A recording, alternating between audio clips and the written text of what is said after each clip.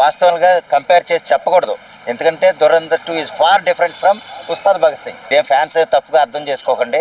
అది ఈ రోజు కనుక మీరు ఒక థియేటర్ దగ్గరికి వెళ్ళి చూస్తే ఆ రిజల్ట్ ఏంటో ఎందుకన్నానో మీకు తెలుస్తుంది.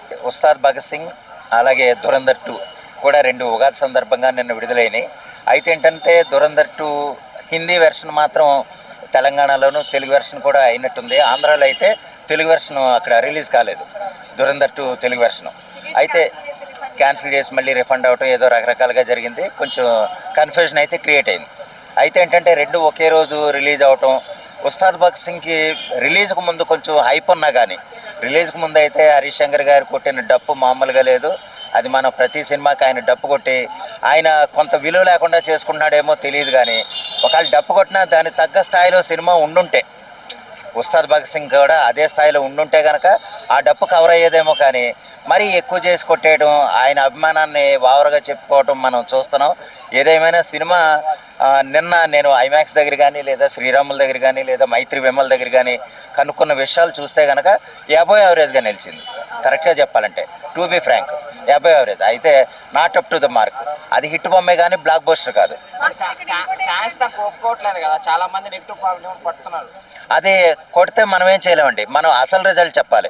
హరీష్ శంకర్ గారు ఆ సినిమాని ఎలా తీర్చిదిద్దారు అన్న విషయమే మనకు మెయిన్. కానీ ఫ్యాన్స్ని దానికి వాళ్ళని ఉత్సాహపరిచే విధంగా ఉన్నాయి కొన్ని మూమెంట్స్ ఉన్నాయి, నేను లేవంట్లే. కానీ ఏంటంటే not up to the mark అంటున్నాను. హిట్ బొమ్మ అయితే హిట్టే, నాట్ ఏ బ్లాక్ బస్టర్. చాలా మంది చెప్పారు, చాలా గొప్ప. మహేష్ బాబు కానీ చాలా గొప్పగా చెప్పారండి. దురంధర్ 2ని ఉస్తాద్ భగత్ సింగ్ని పోల్చకూడదండి.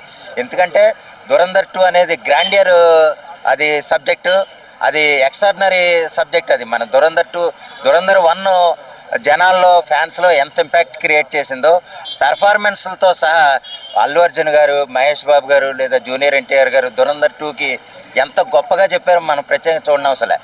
అంత గొప్ప సినిమా కూడా అది. ఎక్కడా కూడా ఒక సింగిల్ మినిట్ కూడా డిసప్పాయింట్ చేసినట్టుగా సినిమా ఉండదు.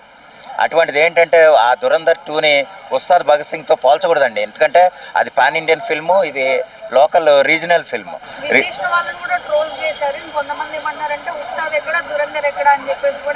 అది యాక్చువల్గానండి అంటే మనం ఇక్కడ ఉస్తాద్ భగత్ సింగ్ని తక్కువ చేసి మాట్లాడడం అని కాదు. అసలు దురంధర్ 2కి ఉస్తాద్ భగత్ సింగ్ వాళ్ళకి సంబంధమే లేదు. దురంధర్ 2 అనేది pan Indian content, extraordinary content.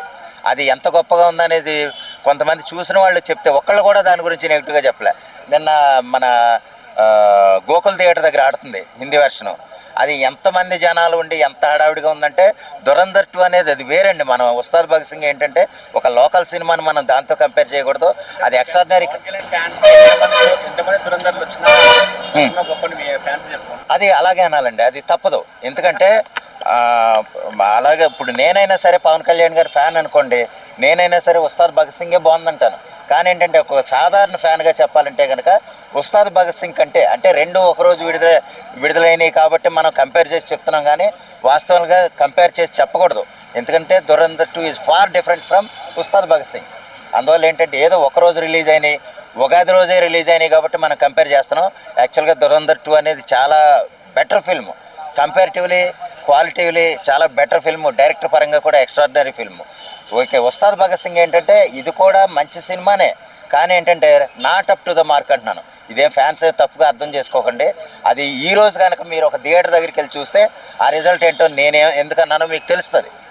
అది సపోజ్ నేను ఎక్కడైతే శ్రీరాములు థియేటర్ దగ్గర లేదా ఐమాక్స్ దగ్గర ఎంత హడావుడిగా ఫ్యాన్స్ ఉన్నారో, ఏది పవన్ కళ్యాణ్ గారి ఫ్యాన్స్ కానీ మెగా ఫ్యాన్స్ కానీ ఎంత హడావుడిగా ఉన్నారో ఈ రోజు వెళ్ళి చూస్తే అక్కడ మీకు అర్థమైపోద్ది సినిమా ఏ స్థాయిలో ఉందనేది మనం ప్రత్యేకంగా చెప్పనవసరం లేదు. అయితే ఏంటంటే హిట్ బొమ్మే. పవన్ కళ్యాణ్ గారిని ఎంత అంటే ఆయన రెట్రో స్టైల్లోనూ లేదా మనం ఒక వింటేజ్ పవన్ కళ్యాణ్ గారు మనం ఎలా కనిపిస్తారో కొన్ని పాటలకి ఆయన డ్యాన్స్లు వేయటం, ప్రత్యేకంగా ప్రయత్నం చేయటం అది మంచి విషయమే.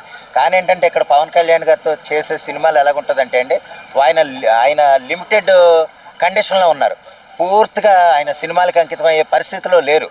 అందువల్ల ఏంటంటే ఆయన ఇచ్చిన సమయాన్ని వినియోగించుకుని వాళ్ళు సినిమాలు తీయటమే తప్ప పూర్తిగా సినిమాకి ఆయన లైఫ్ త్యాగం చేసే పరిస్థితి లేదు. ఎందుకంటే ఆయన ఒక ఉప ముఖ్యమంత్రిగా ఉన్నారు. దానికి తగ్గ న్యాయం కూడా ఆయన చేయాలి. ఎలాగ ప్రభుత్వానికి ప్రజలకు సేవ చేసే విధంగా ఆయన ఎంత గొప్పగా వ్యవహరించి చేస్తున్నారో